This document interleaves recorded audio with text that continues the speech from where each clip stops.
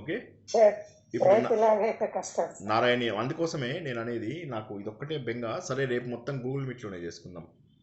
ఓకేనా? ఓకే ఇప్పుడు ఓకే ఇప్పుడు ఒకసారి ఏం చేద్దామంటే నారాయణీయంది క్విక్గా ప్రశ్న జవాబులు చూసుకుందాం. సరేనా?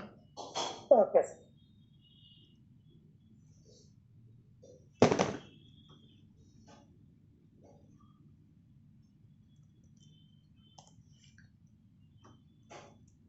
వెంకట చైతన్య జాయిన్ అవ్వలేదా? జాయిన్ అయ్యాను సార్. హరే కృష్ణ సార్. మరి నాట్ అనేబుల్ టు జాయిన్ అని పెట్టారు అది ఇందాక ఎప్పుడో పెట్టిన మెసేజ్ ఇప్పుడు వెళ్ళింది సార్ లేట్గా. ఓకే నెట్వర్క్ ఇష్యూ ఉంది నాకు ఇక్కడ. ఓకే ఓకే నేను అదే చూస్తున్నాను. అంతమంది జాయిన్ అయ్యాక మీరు జాయిన్ అవ్వలేదంటే. లేదు సార్, సో టెలిగ్రామ్ మెసేజ్ స్లోగా డెలివర్ అయింది సార్, అంతే ప్రాబ్లం. ఓకే. రేపు నారాయణీయం క్విజ్ 8:30కే ప్రారంభం అవుతుంది. అండ్ క్విజ్ క్వశ్చన్స్ ఒకసారి చూసుకుందాం. ఒక్క నిమిషం, నన్ను క్విజ్ ఓపెన్ చేయనియండి.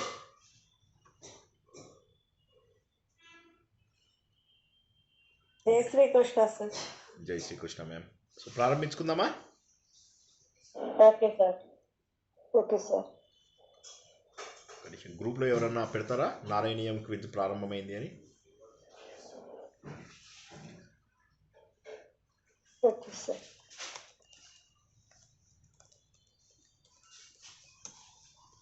నేను చెప్పక్కర్లేదండి, మీరంతా కూడా కొద్దిగా రెస్పాన్సిబిలిటీ తీసుకుని పెడుతూ ఉంటే ఎంత బాగుంటుంది.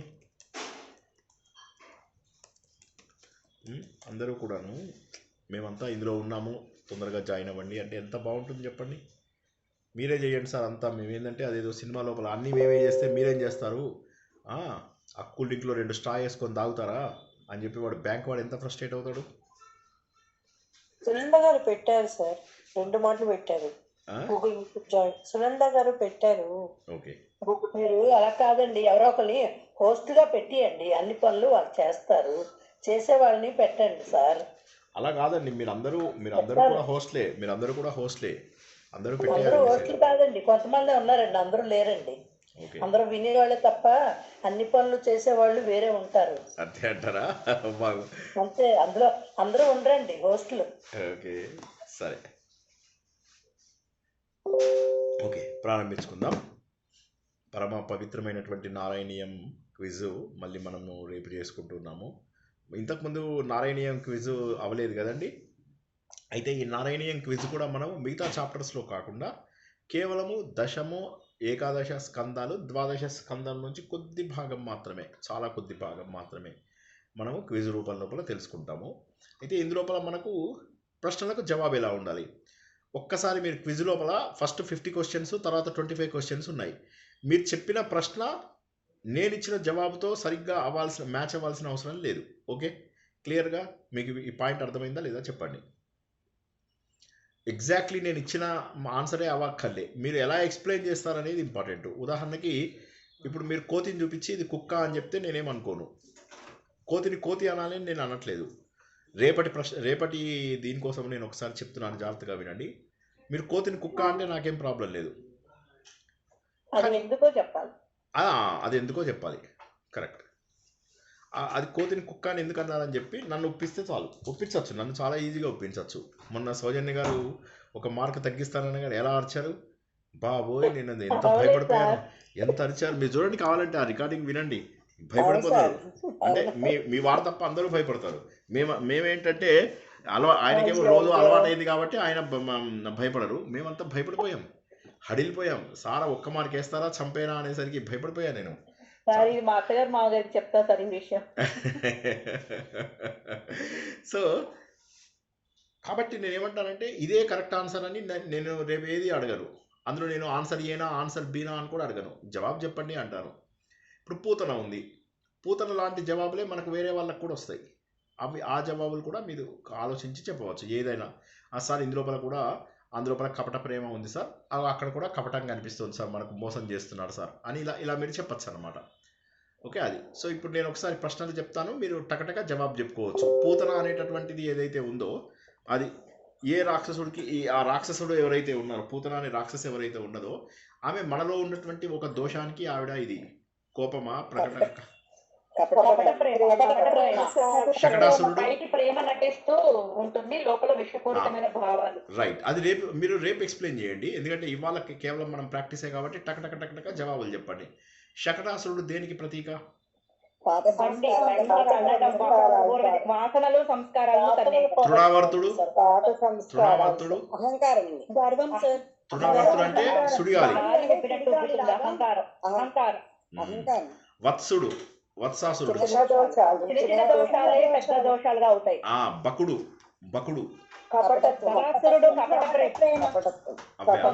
పొంగజపం. Nice. How much? Yeah, but they are nice, looking nice. Okay. బకాసురుడు, సారీ, అఘాసురుడు. అఘం అంటే పాపం. పెద్ద పాపం మనల్ని మింగేస్తుంది. ధేనుకాసురుడు. ధేనుక అంటే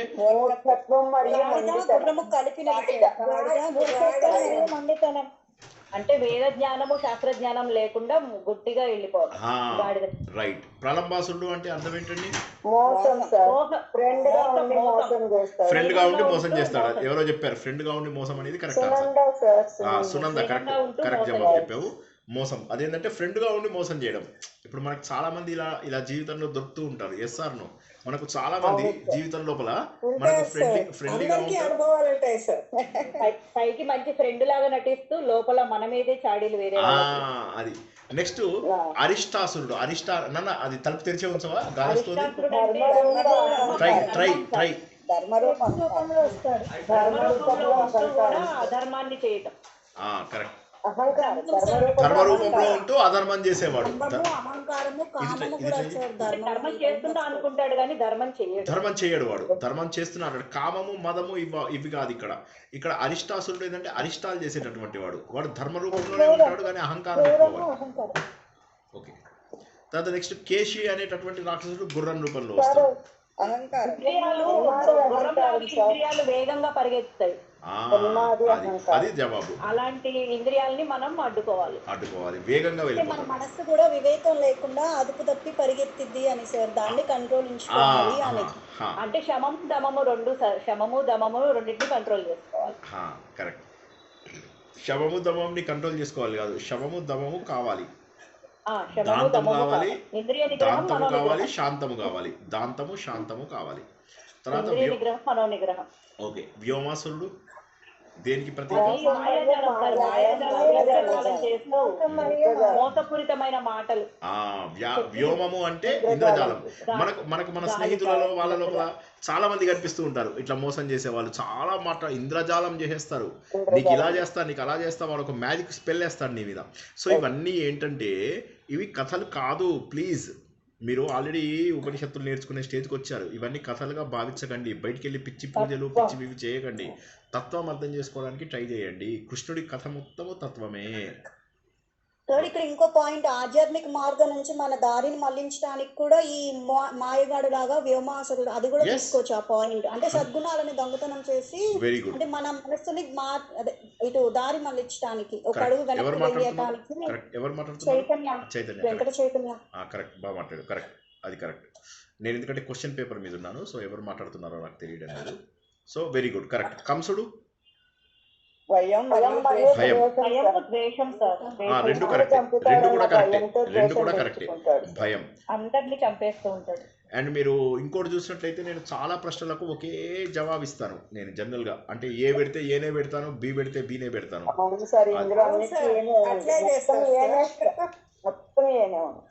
సో నేను కావాలి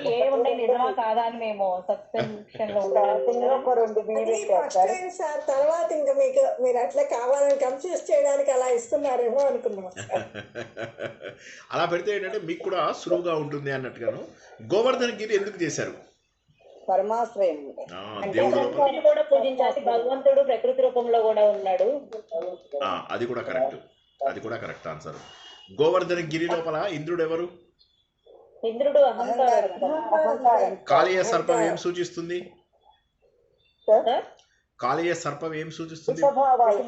విషభావాలు. అంటే కామక్రోధ లోభ మోహ మద మాత్సర్యాలన్నింటినీ విషపూరిత భావాలు చూపిస్తుంది. కాళీని యొక్క ఫణాలు దేనికి ప్రతీక? దేనికైనా ప్రతీక. ఇంద్రియాలకు అవ్వచ్చు, గుణాలకు అవ్వచ్చు, కర్మలకు కూడా అవ్వచ్చు. గుణాలు కర్మలు అన్ని కరెక్టే. అంటే ఒక్కొక్క గుణాన్ని నాట్యం చేస్తూ శ్రీకృష్ణుడు అలా మన పడగల్ని ఎలా అయితే నాట్యం చేస్తాడో అది కూడా కరెక్టే. అది కూడా కరెక్టే. నాట్యం చేస్తూ ఉంటాడు. దేవతలు తప్ప, ఇందులో దేవతలు తప్ప కర్మలు, గుణాలు, ఇంద్రియం అన్నీ కరెక్ట్ ఆన్సర్స్ ఇందులో. కానీ దీన్ని ఎక్స్ప్లెయిన్ చేయాలి మీరు, అంతే. నేను అందుకే చెప్పాను, ఏమంటున్నాను, మీరు ఆన్సర్ ఏది చెప్తారనేది నేను పట్టించుకోను, మీరు దాన్ని ఎలా ఎక్స్ప్లెయిన్ చేస్తారనేది మోర్ ఇంపార్టెంట్. ఓకే, నేను ఎప్పుడైతే ఇది తత్వం కాదు డైరెక్ట్ ఆన్సర్ అంటే డైరెక్ట్ ఆన్సర్ చెప్పండి. ఎక్కువసేపు డీటెయిల్ చెప్తే మళ్ళీ మనకు రేపు కూడా 10 దాటిపోతుంది. అండ్ రేపు మనం గూగుల్ మీట్లోనే చేద్దానికి ప్రయత్నం చేద్దాం. ఓకే, ఈ టెలిగ్రామ్ చాలా బాధేస్తుంది తెలుసా. ఒక్కొక్కసారి నేను ఎన్నో ఇంపార్టెంట్ విషయాలు చెప్దాం అనుకున్నప్పుడు ఎండ్ అయిపోతుంది. ఓకేనా? ఓకే, నెక్స్ట్ ఎక్కడికి వచ్చాము? రాసలీలలో గోపికలు, కృష్ణుడు పరమాత్మ, మురళీనాదం ఏంటయ్యా అంటే ఇక దేవుడిని రావయ్యా అని చెప్పి పిలుస్తారు. గోపికలు ఎందుకు ఇల్లు వదిలేసి వచ్చారు? గోపికా గీతాలు ఉన్నాయి. ఆ గోపికా గీతాలు ఎందుకోసం అని చెప్పి మనం చెప్పుకున్నాం. ఆర్తితో అంటున్నాయి జీవాత్మలు. భగవంతుడా, ఎందుకయ్యా నిన్ను మేము దిక్కు చూద్దాం అనుకున్నాము, కానీ నువ్వు మమ్మల్ని దిక్కులేని వాడిగా చేసేసావు. మాకు దిక్కు నువ్వే అని చెప్పేసి నీ దగ్గరికి వచ్చాము, కానీ నువ్వు దిక్కులేని వాడిగా మమ్మల్ని అందరినీ ఎందుకు చేసావయ్యా అని చెప్పేది. నెక్స్ట్ అక్రూరుడు ఏంటంటే ఆయన అంతర్గత భక్తి. ఆయనకి ఏంటంటే ఆయన బయట ఇది కాదు, ఒక్కసారి ఆయనలో దేవుణ్ణి చూడాలి అని చెప్పి డిసైడ్ చేస్తాడు. అంతవరకు కూడా ఆయన డిసైడ్ చేయడు. ఆయన చివరికి దేవుణ్ణి నీళ్ళ లోపల వాటి లోపల ఆయన చూడగలుగుతాడు. సో ఒకసారి అందరూ మ్యూట్లో పెట్టేసుకోండి, నేనే జవాబులు చెప్తాను. మీరు ఒకసారి రివిజన్ చేసుకుని రేపు మీరు ఇది చేసుకోండి, ఇదే మాటలు వినండి. ఎందుకంటే టైం ఎక్కువ అవుతుంది కదా, మనకి ఇంకా 20 అయ్యాయి, ఇంకా 50 ఉన్నాయి. అక్రూరుడు యమునా దర్శనంలో ఏం చేశాడు? భగవంతుడు ఎలాంటి వాడా కాదా అని చెప్పి తెలుసుకుందాం అనుకున్నాడు. ఆయన భగవంతుడైనా ఈయన అని చెప్పి తీరా చూసి నీళ్ళలో మునిగేసరికి ఏమో పాల సముద్రంలో ఉన్నటువంటి శ్రీకృష్ణుడు కనిపించాడు, బయట చూస్తే భగవంతుడు కనిపించాడు. అంటే అంతర్ముఖంగా ఆయన భగవంతుడిని దర్శించేసేసాడు. ఆల్రెడీ పాల సముద్రంలో ఉన్నటువంటి విశ్వరూపాన్ని కూడా దర్శించాడు. అయినప్పటికీ కూడా అక్రూరుడిది మనం ఏం చెప్పచ్చు, యమునా దర్శనంలో సరే భగవంతుడిని దర్శనం చేశాడు, అయినప్పటికీ కూడా ఆయన తన జీవితంలో చెడును పోగొట్టుకోలేకపోయాడు. అక్రూరుడు శమంతకమణి విషయంలో ఎంత తప్పు పనులు చేస్తాడో ఒకసారి ఆలోచించండి. సో అది. ఇక కుబ్జా అంటే ఏంటి? ఇలా వంకరగా ఉన్న వాటిని దేవుడు ఒక్క దెబ్బ కొట్టగానే సరైపోయారు. సో అలా దేవుడు ఎంతో మందిని జీవితాలను బాగు చేశాడు. ధనుర్యాగంకి వెళ్ళగానే అక్కడ పెద్ద విల్లంబులు ఒక్కసారి విరగొడతాడు. అప్పుడు ఏంటంటే అయింది, ఇంక నేను వచ్చాను, ఇక నీ టైం దగ్గర పడింది, నీ సమయం ఆసన్నమైంది అని చెప్పి చెప్పడం అన్నమాట. ధనుర్యాగంలో ఆ విల్లుని భేదించడం. ఏనుగు వచ్చింది, ఆ ఏనుగు రాగానే కోలయ పీడమ చాలా పెద్దగా వచ్చింది, దానికి మదం ఎక్కువ, నన్ను ఎవరు ఓడించలేరు అని చెప్పి. చాణుర ముష్టకులకేమో బలం ఎక్కువ, బలం మీద ఆధారపడిపోతారు, దేహాభిమానంతో వీళ్ళు వస్తారు, అదేమో మదంతో వస్తుంది ఆ ఏనుగు. ఈ రెండింటికి కూడా సరైనటువంటి బుద్ధి శ్రీకృష్ణ భగవానుడు చెప్పడం మనకు చూస్తాము. కంసుడు చనిపోగానే ఏమైంది? ఇన్ని రోజుల పాటు నీ లోపల ఉన్నటువంటి అహంకారం ఏదైతే ఉందో, నేను మరణాన్ని కూడా దాటగలను అనే అహంకారం ఉందో, అహంకారాన్ని పోగొట్టగలిగేటటువంటిది కంసుడు. ఈ గోకులంలో అమాయకమైనటువంటి భక్తులు అని చెప్పచ్చు మీరు. ఇంకోటి ఏం చెప్పచ్చు, గోకులంలో ఉన్నటువంటిది ఎవరు అని చెప్పచ్చు మీరు, ఉన్నటువంటిది జీవాత్మలు అని చెప్పారంటే అది కూడా కరెక్ట్ ఆన్సరే. ఇంకా గోకులంలో ఉన్నది ఎవరు అని అడిగారు అనుకోండి, అప్పుడు మీరు ఏం జవాబు చెప్పచ్చు? మోక్షం కోసం కొన్ని కోట్ల జన్మలుగా ఎదురు చూస్తున్నటువంటి మహాభక్తులు అని చెప్పాలి. బృందావనంలో ఏముంది? గోకులం నుంచి మెల్లగా అందరూ బృందావనంలోకి వచ్చారు. ఈ బృందావనం లోపల ఏమైందయ్యా అంటే అన్ని జరిగినవన్నీ బృందావనంలోనే జరిగాయి. గోకులంలో కేవలం ప్రారంభ దశలోనే, తర్వాత జరిగినవన్నీ కూడా బృందావనంలో జరిగాయి. ఆ బృందావనంలో జరిగేసరికి ఏమైందంటే అత్యద్భుతమైనటువంటి చిత్తశుద్ధి, సాధకుల యొక్క ప్రయాణం జరిగి సర్వత్రా సుఖము లభించినటువంటిది. మధుర అంటే ఏంటి? మధించింది, మనస్సును మధించాం, ఇలా మధేసరికి జ్ఞానోదయం అయిపోయింది. సో అది మనం అక్కడ గుర్తించాలి. గోకులంలో పుట్టాడు, ప్రారంభ దశ. బృందావనం లోపల చిత్తశుద్ధి జరిగింది, చిత్తశుద్ధి అయిన తర్వాత జ్ఞానోదయం అయింది. మనకు కావాల్సింది కూడా శ్రీకృష్ణుడు చెప్పింది అదే, కర్మయోగము, భక్తి, జ్ఞానయోగము. కర్మయోగం లోపలేమో చిత్తశుద్ధి జరగాలి, జ్ఞానయోగం లోపలేమో జ్ఞానోదయం అయ్యి నువ్వు భగవంతుడివి అవ్వాలి. ద్వారక ఏమైంది మరి ఇవన్నీ వెళ్ళావు, ఇక ద్వారకకి వెళ్ళేసరికి స్థిరమైనటువంటి స్థితి. జ్ఞానోదయం అంటే ఉదయించడం, కానీ ద్వారకాకి వెళ్ళేసరికి స్టేబుల్గా అయ్యాం. సో ఈ 4 గుర్తుంచుకోండి: గోకులము, బృందావనము, మధుర, ద్వారక. ద్వారకకి వెళ్ళేసరికి స్టేబుల్గా అయ్యాడు. ఎవరు స్టేబుల్గా అయ్యారు? శ్రీకృష్ణుడు ఒక్కడే స్టేబుల్గా అయ్యాడా? కాదు, అక్కడ ఉన్నటువంటి జనాలంతా కూడా. ఎందుకని? జరాసంధుడు మాటి మాటికి దండయాత్రలు చేస్తుండేవాడు. వాటన్నింటి నుంచి తప్పించుకునే మహానుభావుడిగా మిగిలిపోయాడు. అదంతా కూడా ద్వారకాలో జరిగింది. జరాసంధుడు ఎవడు అంటే మళ్ళీ మనను రెచ్చగొట్టేటటువంటి వాసనలు, ఒకే చెడు అలవాటు మాటి మాటికి మనని జీవితంలో చెడగొడుతూ ఉంటుంది. అది జరాసంధుడు. కాలయవనుడు ఎవడున్నాడు? తుర్కాడు. కాలయవనుడు అంటే తుర్కాలు. వాళ్ళు మూర్ఖత్వం. ఆ మూర్ఖత్వం వల్ల ఏమవుతుంది? అజ్ఞానం వల్ల ఎవడు దేవుడు ఏంటి తెలుసుకోకుండా అలా శ్రీకృష్ణుడు భయపడిపోతున్నాడు అని చెప్పి వాడు వెంట వచ్చేసి ముచ్చుకుందుడు, మన హైదరాబాద్లో ఉంది ముచ్చుకుందు, ఇది అక్కడికి వచ్చి అక్కడ ఆయన గుహ లోపల ఆయన శాపాన్ని పొందుతాడు. ముచ్చుకుందుడు ఎవరు? అద్భుతమైనటువంటి తపశ్శక్తి ఉంది, అందువల్లనే దేవతలకి సహాయం చేయగలిగాడు. ఇక్కడ రాక్షసుని ఒక్క క్షణం లోపల నాశనం చేసేయగలిగాడు. మరో క్షణం లోపల పరబ్రహ్మని కూడా చూడగలిగాడు. 4వ నిమిషం లోపల నదిగా కూడా మారిపోయాడు. ఇన్ని పాయింట్లు మీరు చెప్పగలిగితే నేను ఎంత సంతోషపడతానో తెలుసా? మురిసిపోతా. ముచ్చుకుందుడి ద్వారా కాలయానుడు భస్మం అవడం అంటే ఏంటయ్యా అంటే, నీలో ఉన్న జ్ఞానము అజ్ఞానాన్ని నాశనం చేస్తుంది అని చెప్పేసి లెక్క. Rukmini Devi pure form of love. ఆవిడ లోపల ఇంకే రకమైనటువంటి ఇది లేదు. ఆమె యొక్క అన్నగారిలో ఉన్నటువంటిది ఏంటి? భయంకరమైనటువంటి అహంకారము, పొగరు. శిశుపాలుడు ఏంది? వాడికి ఎంతసేపు కూడా సమాజంలో ఉన్న విషయాలే అవసరం. వాడికి వేరేవేమీ అవసరం లేదు. సమాజంలో ఉన్నటువంటి విషయాలే అవసరం వాడికి. రుక్మిణి కళ్యాణం ద్వారా ఏమవుతుంది? నువ్వు భక్తితోటి భగవంతుణ్ణి చేరుకోగలుగుతావు. భక్తి ఉంటే చాలు. దానికి సరైనటువంటి సాధన కనుక చేసినట్టయితే భగవంతుడు ఎక్కడ ఉన్నా సరే వచ్చి నిన్ను తీసుకెళ్ళిపోగలుగుతాడు. సమంతక మణి లోపల మనకేం తెలిసింది? ఎన్ని కష్టాలు పడ్డా కూడా చివరికి మణి నీకు స్వచ్ఛంగా సత్యాన్ని చూపిస్తుంది అని. ఎంత చూపించినప్పటికీ కూడా చివరికి ఏం తెలుస్తుంది? అన్ని రకాల మరణాలకు, అన్ని రకాల గొడవలకు చివరికి కారణమవుతుంది. సో సమంతకమని మనకు సత్యం గెలుస్తుంది అని చెప్పి చూపించింది, కానీ ఎన్ని రకాల మరణాలకు కారణమైంది అనేటటువంటి విషయాన్ని. సార్ ఎక్స్క్యూజ్ మీ, ఇది రికార్డ్ చేస్తున్నారా సార్? రికార్డ్ చేస్తున్నా. Okay, thank you very much. నేను మీకోసమే మీకోసం నేను తపన పడుతున్నా. మీరేం చేస్తున్నారు? ప్రవచనం అవగానే మంచిగా నిద్రపోతున్నారు. సార్ ఒక్క నిమిషం కూడా దెప్పడానికి ఛాన్స్ వదులుకోడు కదా, నిజం చెప్పండి. ఏ సార్, రేపైనా చూస్తాం సార్. చూడడానికే కదా మీరు చెప్పేది, మా కోసమే కదా. రాత్రికి మాత్రం చూడండి సార్, పొద్దు నేనైతే చూడండి సార్. పొద్దున్నే పెట్టుకొని నిద్రపోతున్నావు సార్. అప్పుడు ఇయర్ ఫోన్స్ పెట్టుకునేది తెలవకుండా నిద్రపోతుంది. పొద్దున్నే చూసేస్తాం సార్. Very good. సో జాంబవంతుడు ఏం చేశాడు? శ్రీకృష్ణుడిని చూసి తన యొక్క అసలు పరమాత్మ ఎవరైతే కొన్ని కోట్ల జన్మలుగా ఎదురు చూస్తున్నానో ఆయనే అని చెప్పేసి తెలుసుకోగలిగాడు. నరకాసురుడిది కామము, దురాశ అని చెప్పేసి మనము తెలుసుకున్నాము. 16,000 మంది ఎవరు? ఎన్నో కోట్ల జన్మలుగా బంధింపబడినటువంటి జీవాత్మలు. ద్వారక సముద్రం మధ్యలో ఉండడం వల్ల మనకి ఏం తెలిసింది అంటే, బ్రహ్మ లోపల స్థిర చైతన్యం ఉంటుంది, పరబ్రహ్మ లోపల స్థిర చైతన్యం ఉంటుంది. అందువల్లనే ఆయన వెళ్ళిపోగానే అక్కడ చైతన్యం కాస్త వెళ్ళిపోయి చివరికి ఆ సముద్రం మొత్తం అంతటినీ తన లోపల కలిపేసుకుంది. ఇది చాలా ముఖ్యమైనటువంటి ప్రశ్న. ద్వారకాని ఎక్కడో సముద్రం కాకుండా దూరం చూడబెట్టచ్చు, కానీ సముద్రంలో ఉంది అంటే ఏంటి? సముద్రం అనేటటువంటిది స్టేబుల్గా ఉంటుంది. మీకు సముద్రము ఎక్కువ వచ్చిన నీళ్ళు ఎక్కువ వస్తే పొంగిపోదు, నీళ్ళు తక్కువైతే కుంగిపోదు.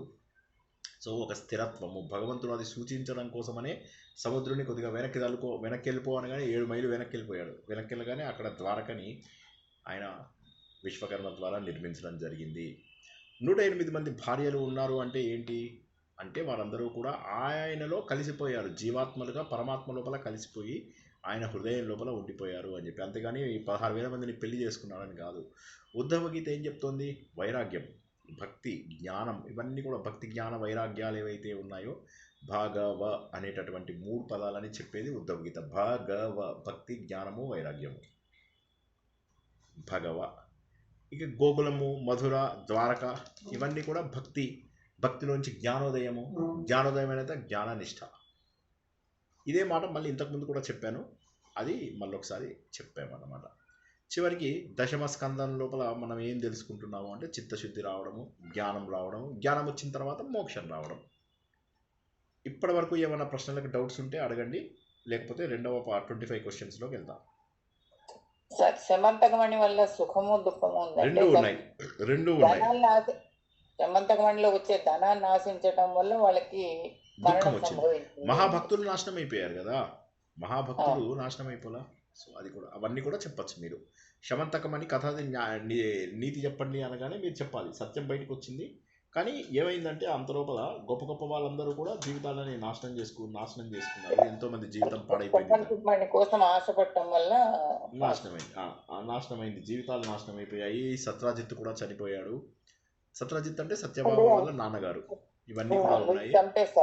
కాబట్టి డబ్బు అక్రూరుడు చెడ్డవాడయ్యాడు. సో బలరాముడు శ్రీకృష్ణుడు నెగిటివ్ గా చూస్తాడు. శ్రీకృష్ణుడు నెగిటివ్ అంటే భగవంతుడిని కూడా ప్రశ్నించే స్థాయికి వెళ్ళిపోతారు జనాలు. ఎప్పుడైతే డబ్బు ఉంటుందో అక్కడ ఎప్పుడు కూడా ఇవన్నీ ఉంటాయి. జ్ఞానం ఉన్న దగ్గర ఇవన్నీ రావు అని చెప్పి మనము తెలుసుకోవాలి. ఇక నృగమహారాజు అనేవాడు ఎవరు? ఊసరవెల్లి రూపంలో కూడా ఉంటాడు. పాపం ఆయన మంచి మహానుభావుడైనటువంటి ఇక్ష్వాకు వంశపు రాజు. కానీ ఏమవుతుంది, ఆయన తెలిసి తెలియక చేసినటువంటి తప్పు. ఆయన ఇచ్చినటువంటి ఆవులు, ఈ కథ చాలా ముఖ్యమైనది అని ఎందుకు నేను చెప్పవలసి వస్తుందంటే, ధర్మం చేసేటప్పుడు కొద్దిగా జాగ్రత్తగా కూడా ఉండాలి. ఇది మళ్ళా ఎందుకు చెప్తున్నాను, ఎందుకంటే మీరేమంటారు, ఆవిడ మాకు గురువు అండి మేము డబ్బు ఇచ్చాము అన్నాను అనుకోండి, అపాత్ర దానం చేసినట్టు అవుతుంది. చాలామంది రోజుల లోపల డబ్బులు తీసుకొని అవి తీసుకొని చాలా పనులు చేయిస్తూ ఉంటారు. ఇదంతా అపాత్ర దానం.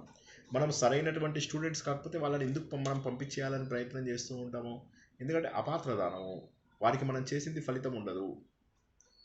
సో కాబట్టి అపాత్ర దానం చేయకూడదు. ధర్మం చేసినప్పటికీ కూడా కొంత కేర్ఫుల్నెస్ అవసరము. కానీ ప్రతిసారి మనం కేర్ఫుల్గా ఉండలేం. ఎవడో ఒకడు మనల్ని తప్పుదారిలో తీసుకెళ్ళడానికి ప్రయత్నం చేస్తూ ఉంటాడు. మనం జాగ్రత్తగా ఉండాలి. సో ఊసరవెల్లి అంటే ఏంటి? కర్మబంధనం. పాపం ఆ కర్మబంధనం వల్ల ఏమైపోయింది, ఆయన బావి లోపల అలా పడి ఉంటాడు. శ్రీకృష్ణుడు ముట్టుకోగానే ఆయనకు మళ్ళీ ఒక్కసారిగా విముక్తి అయిపోతాడు. ఆయన వెంటనే డైరెక్ట్గా మోక్షానికి వెళ్ళిపోతాడు. ఆయన చేసిన పుణ్యం అంతా కూడా ఒక్కసారిగా వెళ్ళిపోతుంది. అదే సమయంలో పౌండ్రక వాసుదేవుడు ఉన్నాడు, ఒక ఫేక్ హ్యూమన్ బీయింగ్, దేవుణ్ణి అనుసరిస్తూ ఉంటాడు. ఇప్పుడు ఈ రోజుల్లో చాలామంది, దీనికి మనం చెప్పినప్పుడు చాలా ఉదాహరణలు చెప్పాం. చాలామంది నన్ను నేనే దేవుడు అనుకుంటూ ఉంటారు, జనాలని మోసం చేస్తూ ఉంటారు. అలాగా నకిలీ ఆధ్యాత్మికత చూపించేటటువంటి వాడు. ఇది మీకు చాలా ఈజీగా ఇప్పటి ఎగ్జాంపుల్స్ కూడా మీరు చెప్పవచ్చు. ఈయనేం చేశాడు, తన బాహ్య వేషం ద్వారా ఆధ్యాత్మికని అంతరించడానికి ప్రయత్నం చేశాడు. 2 చేతులు ఎక్స్ట్రా పెట్టుకున్నాడు, చేతి లోపల చక్రం పెట్టుకున్నాడు. కృష్ణుడికి వార్నింగ్ ఇస్తాడు, నువ్వు కనుక ఈ రోజు నుంచి వాసుదేవ అనే పేరు కనుక తీసేయకపోతే నేను ఊరుకోను, నేను యుద్ధం చేస్తానంటాడు. శ్రీకృష్ణుడు సరే సరే అంటాడు, వానికి నరికి పారేస్తాడు. సుధాముడు వచ్చేసరికి ఏమైంది, నిష్కామమైనటువంటి భక్తి, ఏ కోరిక లేదు. కానీ నిజం చెప్పాలంటే అతని లోపల కోరిక ఉంది. ఏంటి ఆ కోరిక? వాళ్ళ భార్య పంపించింది, నువ్వు డబ్బు తీసుకో అని. అది మరి నిష్కామ భక్తి ఎలా అవుతుంది అంటే, అతనికి ఏంటంటే భార్య పంపించింది అని పంపించడం అనేది ఒకటి కోరిక అయితే, రెండవ కోరిక ఏంటంటే తన బాల్య మిత్రుడిని చూడగలుగుతున్నాను అనేటటువంటి కోరిక ఎక్కువ ఉంటుంది. అందువల్ల ఏమవుతుంది, అడగడానికి వెళ్ళినప్పటికీ కూడా అడగకుండా వెనక్కి వస్తాడు. ఇది మనం ఇక్కడ సుధాముడి కథ లోపల తెలుసుకోవాల్సిందల్లా ఏంటయ్యా అంటే, బాబు నువ్వు కోరికతో చేసింది కాదు, అక్కడ కోరికతో చేయలేదు, నువ్వు భగవంతుడిని చూడాలనే కోరికతో వచ్చాడు. అది కోరిక కాదు, అది కోరిక కాదు కదా. సో ఆయన భార్య పంపగా వచ్చాడు, వచ్చినప్పటికీ కోరిక భగవంతుడిని చూడొచ్చు అని. కానీ భార్య పంపగా వచ్చాడు కాబట్టి అది చాలామంది ఏమంటారంటే కోరికతో ఉన్నటువంటిది కదా, ఆయన కోరిక డబ్బు కోరుకోవాలని వచ్చాడు అంటే, వచ్చాడు కానీ కోరుకోలేదు కదా. సో అది తెలియడం కోసమని ఈ ప్రశ్న నేను ఎందుకు ఇచ్చాను తత్వరూపంలో. ఇది కష్టం అనిపించిందా, సులభంగానే ఉన్నాయా? నేను కష్టమని నేను అనుకోను. ఏం లేదు సార్, పర్వాలేదు, అన్ని మంచిగా అర్థమయ్యాయి సార్. నేను ఏది కష్టమైనవి ఏవి ఇవ్వాల మీకు, అన్ని నేను చెప్పినవి ఒక్కటి చెప్పదు. మాకు గుణాల ఇంద్రియాల అనేది కన్ఫ్యూజన్ అయింది సార్. రెండు కరెక్టే కదా, రెండు కరెక్టే. మూడోది కూడా కరెక్ట్. అందులో 3 కరెక్ట్ ఆన్సర్స్ ఇచ్చా. కర్మలో ఉంది. నెక్స్ట్ ఆయన భక్తుడి ప్రేమ. సరే, బాణాసురుడికి 1000 చేతులు ఉన్నాయి అంటే అర్థమైంది, 1000 చేతులు ఉన్న వాళ్ళు ఇద్దరే, ఇతను తర్వాత ఇంకొక అతను ఎవరు, కర్తవీర్యార్జునుడు. సో అనేక రకాల వాసనలు, కోరికలు ఇవన్నీ మనలో ఉంటాయి. అనేక కోరికలు అనుకోవచ్చు కదా సార్, 1000 చేతులు అనేవి అనేక కోరికలు. కరెక్ట్. సో బాణాసురుడిని చంపకపోవడానికి కారణాలు చాలా ఉన్నాయి. ఒకటేమో తన కుమారుడికి ఆయన మామ అవుతాడు. రెండోది ఏంటంటే ఆయన మనవడికి శివభక్తుడు అవుతాడు. సో అహంకారము పోయింది, బాణాసురుడు మళ్ళీ భక్తుడు అవుతాడు. ఎందుకంటే బలిచక్రవర్తికి ఉన్నటువంటి కుమారులలో మంచి వ్యక్తి ఇతను. బాణాసురుడు 100 మంది కుమారులలో ఇతను మంచివాడు, బలిచక్రవర్తి యొక్క కుమారుడు. ఉద్ధవ గీతలో ఏంటంటే మెయిన్ మనకు భక్తి జ్ఞాన వైరాగ్యాలు. సో అది అవైరాగ్యము ఉంటేనే నీకు ఆత్మజ్ఞానం తెలుస్తుంది అని చెప్పేదే ఉద్ధవ గీత అని మనం తెలుసుకున్నాం. ఉద్ధవుడు అర్జునుడు ఇది మనం ఏమని చెప్పుకున్నాము, మనం చెప్పుకున్నప్పుడు అంటే అర్జునుడు లోపల పరిపక్వత రానప్పుడు శ్రీకృష్ణుడు అతనికి గీత బోధిస్తాడు. అందువల్ల ఏమైంది, అర్జునుడికి 2 సార్లు చెప్పాల్సి వచ్చింది. కానీ ఉద్ధవుడు ఆల్రెడీ జ్ఞానం లోపల పై స్థాయికి వెళ్ళిపోయాడు. అందుకే ఆయనకి ఏమన్నాడు, నువ్వు నా నుంచి నేర్చుకోవాల్సిన అవసరం లేదు, 24 గురువుల నుంచి నేర్చుకో, భూమి నుంచి సహనం నేర్చుకో, సముద్రం నుంచి స్టేబుల్గా ఉండడం నేర్చుకో, వాయువు నుంచి సర్వవ్యాపకంగా ఉన్నటువంటి భగవంతుడిని చూసుకో, అగ్ని ద్వారా సర్వాన్ని పవిత్రం చేసుకో. ఇవన్నీ ఏవైతే నేర్పించాడో అన్ని చోట్ల నుంచి అన్నింటినీ నేర్చుకోవయ్యా నువ్వు అన్నాడు. పాము ఎప్పుడు కూడా సంఘరాహిత్యం, పాముకి ఎప్పుడు కూడా మనుషులతోటి కలవాలి అని ఉండదు. అందుకే శివుడు మెడ లోపల పాములు వేసి చూపిస్తాడు. ఎందుకంటే దాని మీనింగ్ ఏంటంటే సంఘ వివర్జిత. సో బంధానికి మోక్షానికి కారణం ఏంటి అని చెప్పేసి శ్రీకృష్ణ భగవానుడు ఏమంటాడు, మన ఏవ మనుష్యానం కారణం బంధ మోక్షయోహో అని చెప్పేసి చెప్తాడు. మనస్సే కారణం. మనస్సును ఒక్కదాన్ని కంట్రోల్ చేస్తే చాలు. ఎలా కంట్రోల్ చేయాలి, మనం ఎప్పుడైనా వెళ్ళినప్పుడు నేను మీకు ఒకసారి ప్రాక్టీస్ చేయిస్తాను. ఈ 8 నెలల్లో ఖచ్చితంగా ఒకసారి తీసుకెళ్తాను. అందరూ కనీసం అక్కడికి రావడానికి ప్రయత్నం చేయండి. ఇది ఎట్లా, నేను I have determine to take you all once. ఒకసారి మీరందరినీ కూడా తప్పక సరైన మార్గంలో పెట్టి అప్పుడు మనం తర్వాత ఆలోచించవచ్చు. సరే, ఉద్ధవ గీత లోపల భక్తికి జ్ఞానంకి ఏం సంబంధం అంటే భక్తే జ్ఞానంగా మారిపోతుంది. ఎందుకంటే ఉద్ధవుడు మొదటి నుంచి కూడా ఆయన మహాభక్తుడు. ఎప్పుడు శ్రీకృష్ణుడు ఎక్కడికి వెళ్తే అక్కడికి వెళ్తాడు. చుట్టమే ఎంత చుట్టమైతే ఏంది, ఎప్పుడు శ్రీకృష్ణుడు అంటే భక్తుడు. ఆఖరికి శ్రీకృష్ణుడు చివరి నిమిషంలో కూడా ఏమంటాడు, ఉద్ధవుడు వచ్చేదాకా ఆగు అని చెప్తాడు. ఉద్ధవుడు వస్తే ఇటు పంపించు అంటాడు. ఆ జర అనేటటువంటి వాడు వేటగాడికి ఏమని చెప్తాడు, బాబు నువ్వు అక్కడ ఇది కాదు ఇక్కడికి వచ్చి చూపించు అని చెప్పేసి అంటాడు. అప్పుడు ఆయన ఇక్కడికి వస్తాడు. సో కాబట్టి అది మహోన్నతమైనటువంటిది. యాదవ వంశం పోయింది అంటే దీన్ని బట్టి ఏమర్థమవుతుంది, విధి ఎవరినైనా కూడా వింత నాటకం ఆడిస్తుంది. సో కాబట్టి కాలధర్మాన్ని ఎవరు కూడా దాటలేరు అనేటటువంటి విషయాన్ని. మరి పరీక్షిత్తు చివరి లోపల ఏమైంది, అతని శాపం కాదు ఇది భగవంతుడి యొక్క కృప అని అనుకున్నాడు. ఆ టైం లోపల వీడు కశ్యపుడు అనేటటువంటి బ్రాహ్మణుడు వస్తూ ఉంటాడు ఇతన్ని కాపాడదామని. వస్తూ ఉంటే ఇతను కూడా బ్రాహ్మణ రూపంలో వచ్చి వాడికి పైసలు ఇస్తాడు. ఆ విషం విరుగుడు చేస్తున్న వాడికి పైసలు ఇచ్చేసి కశ్యపుడు అతన్ని వెనక్కి పంపించి తనే కశ్యపుడు రూపంలో బయలుదేరి ఆఖరికి తన్ని దగ్ధమయ్యేలాగా చేస్తాడనమాట తన. కానీ పరీక్షిత్ అప్పటికే మోక్షాన్ని సాధించేసి ఉంటాడు. సో కానీ దానివల్ల ఏం తెలుస్తుంది మనకు అంటే తక్షకుడు కాటేయక ముందే పరీక్షిత్తు మోక్షాన్ని సాధించేశాడు. అంటే పరీక్షిత్తు సాధించింది ఏంటయ్యా అంటే మరణాన్ని ఎలా జయించాలి, నేను అమరుడను, ఆ సత్యాన్ని ఎలా తెలుసుకోవాలి. ఏం బ్యూటిఫుల్ పాయింట్ ఇది, నేను అమరుడను అనేటటువంటి సత్యాన్ని తెలుసుకోవడమే పరీక్షిత్తు చేసినటువంటిది. కాబట్టి నువ్వు కూడా చేయాల్సింది ఏంటి, నేను కూడా అమరుడను కావాలి. కానీ ఇక్కడ ఇలా తీసుకోవచ్చా సార్, శరీరం మాత్రం కర్మ ఫలితం అనుభవించింది కదా సార్. శరీరం కర్మ ఫలితం అది కూడా చెప్పండి, మీరు అది కూడా చెప్పండి తప్పకుండా.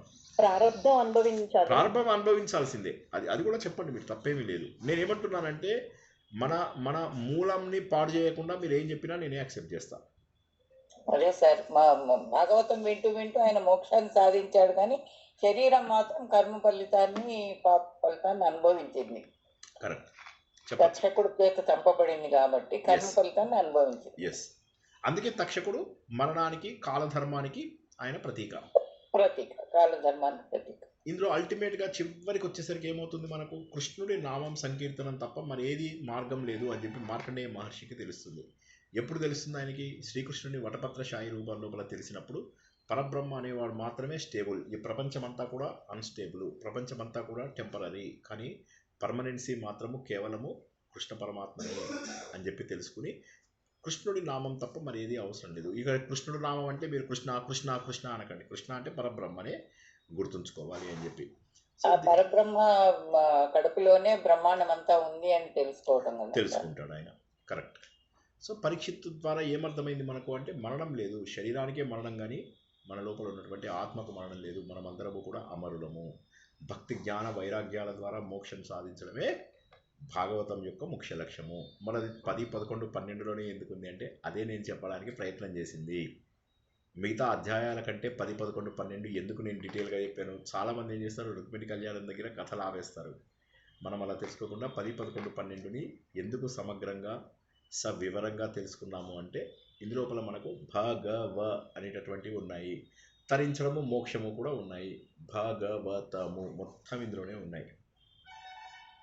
జై శ్రీకృష్ణ. అర్థమైందా అండి? ఏమైనా ప్రశ్నలు ఉన్నాయా?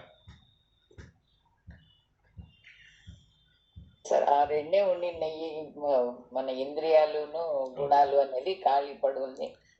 ఈ అది కూడా నేను ఇంతకుముందు చెప్పినట్టుగా ఫలితం అనుభవించాడు కదా అని ఆ రెండు కొంచెం డౌట్లు ఉన్నాయి అంతే. షూర్ షూర్ సార్ ఇప్పుడు ఉద్ధవ గీతది కూడా 24 తత్వాలతో చెప్పుకుంటూ మళ్ళీ చెప్పచ్చు కదా సార్ సమర్థం అలాగని చెప్పచ్చు మీరు అవసరాన్ని బట్టి మరీ ఎక్కువ కాకుండా రేపు నేను తత్వం అడిగారు అని అంటే 24 తత్వం అడిగినప్పుడు ఎన్ని వీలైతే అన్ని చెప్పండి. నేను అడుగుతాను ఎన్ని చెప్పాలనేది.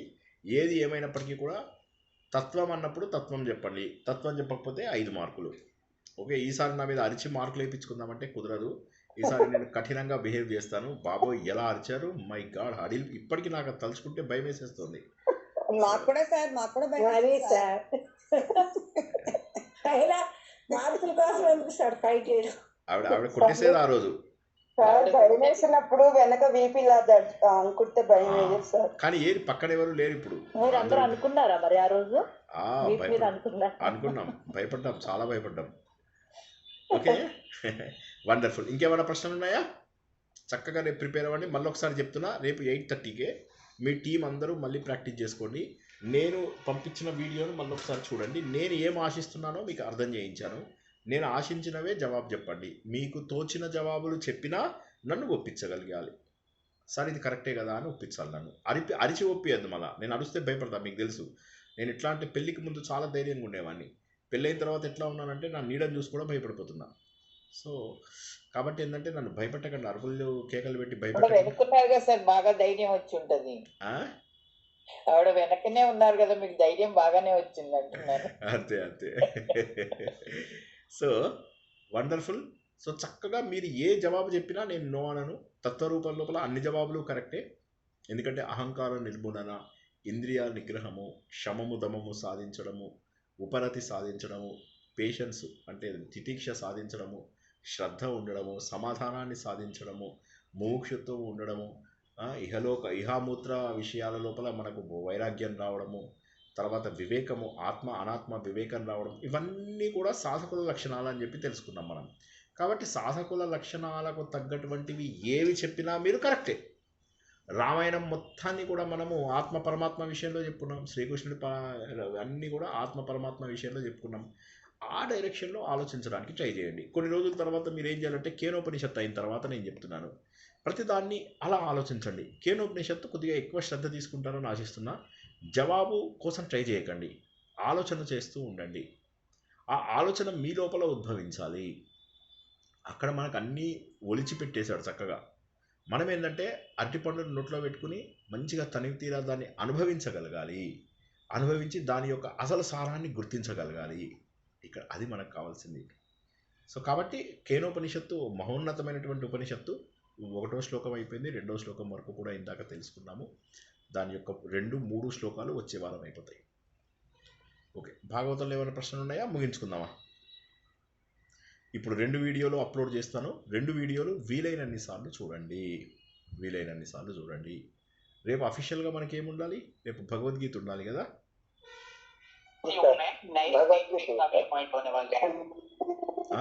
సారీ, సరే మనం ఏం చేద్దామంటే ఎల్లుండి భగవద్గీత కొద్దిసేపు, విష్ణు సహస్రనామం కొద్దిసేపు, 1.5 గంట చెప్పుకుందాము.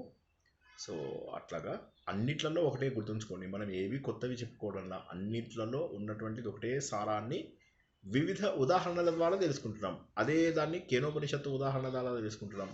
అదే బ్రహ్మతత్వాన్ని మనం భగవద్గీత తత్వం ద్వారా తెలుసుకుంటున్నాం. అదే తత్వాన్ని మనము విష్ణు సహస్రనామ రూపంలో మనం కొత్త టాపిక్స్ ఏమీ నేర్చుకోవడండి. ఒకే తత్వాన్ని వివిధ గ్రంథాలలో ఎలా చెప్పారనే విషయాన్ని అర్థం చేయిస్తున్నాం అంతే మనం. సో మీరు ఇక్కడ పాయింట్ గుర్తించాలి. అరే మనం చాలా సబ్జెక్ట్స్ని, అన్ని సబ్జెక్ట్స్లో ఉన్నటువంటిది ఒక్క పరబ్రహ్మ సారము మాత్రమే. సారము పరబ్రహ్మ మాత్రమే. జై శ్రీకృష్ణ. అంటే అర్థమవుతుందండి. మీతో నాకు సంతోషం ఏంటంటే చాలా వరకు ఈ మధ్య మీకు అర్థమవుతుందని అర్థమైంది. నాకు ఆత్మబోధ రోజు నాడు చాలా సంతోషపడ్డాను. ఓకే, రేపు కూడా బాగా చెప్తే ఇంకా కొద్దిగా సంతోషపడతాను. యక్ష ప్రశ్నలు బాగా చెప్తే నేను ఖచ్చితంగా మిమ్మల్ని ఎక్కడో ఒక చోటికి తీసుకెళ్తాను. ప్రశ్నలు పెట్టలేదు కదా సార్? యక్ష ప్రశ్నలు పెట్టలేదా ఇంకా? ఓ సరే, ఇప్పుడు వద్దులే అన్నారు సార్, యక్ష ప్రశ్నలు ఆగుదామన్నారు సార్. అనలేదు, అట్లా అనలేదు అనుకుంటా.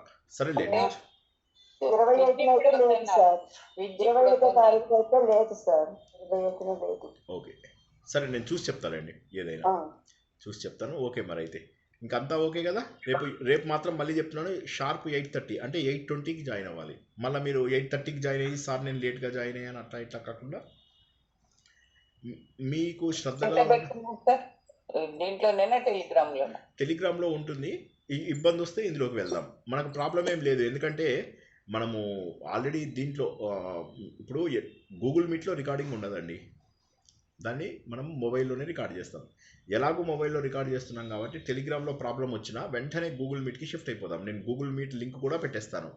జాయిన్ గూగుల్ మీట్ అన్నాను అనుకోండి, ఓకే, అప్పుడు మీరు అందరూ గూగుల్ మీట్లోకి అదే లింక్లో ట్రాన్స్ఫర్ అయిపోండి. మనకు టెలిగ్రామ్ అయితే ఏంటంటే సులువు అని చెప్పి తీసుకోవడమే, అంతకు మించి ఇంకేం లేదు. ఓకేనా? Okay sir. జై ప్రశ్నలు కూడా తత్వమేనా సార్? యక్ష ప్రశ్నలు తత్వమే, కాకపోతే అవి లౌకిక తత్వం. పారమార్థిక తత్వం కంటే కూడా లౌకిక తత్వం అంటే నిత్య జీవితంలో మనకి ఎలా పనికొస్తాయి అనే దాన్ని యక్ష ప్రశ్నలు చెప్తుంది.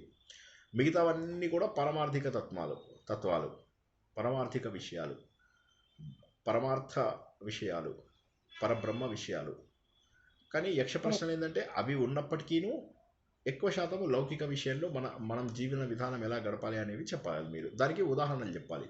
నిత్య జీవితంలో ఎలా చేసాము, మనం ఏం చేయొచ్చు, మన పురాణాలలో ఏం ఎగ్జాంపుల్స్ ఉన్నాయి అంటే ఇలా ఆలోచించడం మొదలెట్టండి. మీరు ఇప్పుడు నేను ఏమంటున్నానంటే మీకు ఎలా ఆలోచించాలో నేర్పిస్తున్నా. మీరేం చేయాలి, నేను చెప్పిన యాంగిల్లో ఆలోచిస్తూ ఉంటే రేపు మీకు పటక్మని ఇక్కడ తగులుతుంది. తగిలిన మరుక్షణం ఇంకా మీరు ప్రపంచాన్ని పట్టించుకోరు, చాలా ఆనందంగా ఉంటారు, అందరితోటి బాగానే ఉంటారు. మీకు నచ్చని వాటికి చాలా వెంటనే దూరంగా వెళ్ళిపోగలుగుతారు. సకల శక్తులు వస్తాయి. శక్తులు అంటే మళ్ళీ ఫాట్ అనగానే అవి కావు, అన్ని రకాల ఆనందాలు మీరు పొందగలుగుతారు. ఓకేనా? జై శ్రీకృష్ణ. అందరూ కూడా 8:30కే జాయిన్ అవుతారని ఆశిస్తూ ఈరోజు సెషన్ ముగిస్తున్నాము. శుభం భూయా, శుభరాత్రి, జై శ్రీకృష్ణ. పర్సనల్ విషయం ఒకటి అడగచ్చు సార్? పర్సనల్ అంటే ఏది, మీరు ఆల్రెడీ వాయిస్ మెసేజ్ పెట్టారు కదా? అవునండి, ఇట్లా దోషం అడుగుదండి తమ్ముడికి. నేను చెప్తానమ్మా. నేను అందులోపల అంత ఇది కాదు, మీ బ్రాహ్మడు చెప్పినది మీరు ఫాలో అయితే బెటర్ అండి. సరేనా? ఓకే, ఓకేనండి. జై శ్రీకృష్ణ. అందరికి శుభం భూయాత్, శుభరాత్రి.